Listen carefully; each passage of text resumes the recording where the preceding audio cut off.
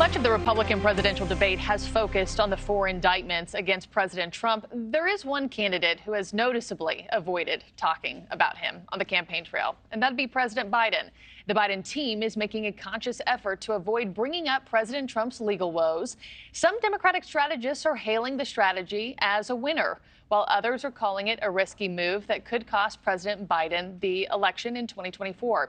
Joining us now is author and Princeton political science professor, Dr. Lauren Wright. Lauren, it's always good to see you. The Real Clear Politics polling average, I should say, for August shows this virtual tie between Presidents Biden and Trump. So what's your thought on the Biden campaign's kind of gloves-on strategy here? And is it working or is it hurting them?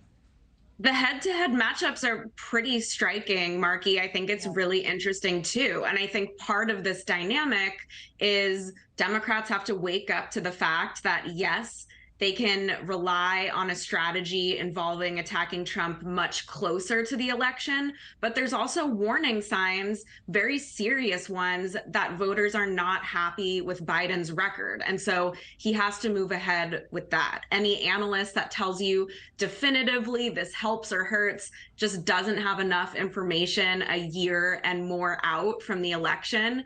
But I'm probably on the side of it's good for Biden to minimize the risk and not take Trump on so early. Yeah. And speaking of so early, is the Biden campaign, though, are they taking a risk by letting the Trump team control the conversation, especially when it comes to these 4 criminal indictments that he's now facing? I mean, at what point do they have to kind of turn the heat on and go into defense attack mode?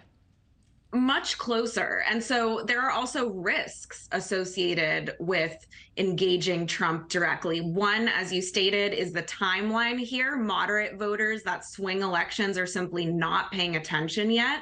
And another factor is it might embolden this Republican narrative that the DOJ under Biden has become completely politicized. And that argument might resonate with Republican voters at the very least, or with other voters who are starting to find out about these federal counts against Trump and are interested in that narrative to begin with. Yeah. And we know that Biden insiders have kind of come forward and said after Labor Day, things are going to take a shift. Language is going to shift here in terms of attacks toward the president. But what should that really sound like? Because whether you like it or not, you know, Trump is kind of the king of smack talk. You know, there's no one that's going to beat him at that game, whether or not it's presidential, whether or not people like it. So how do you attack someone who is already kind of reigning in that arena, if you will? And what should that sound like?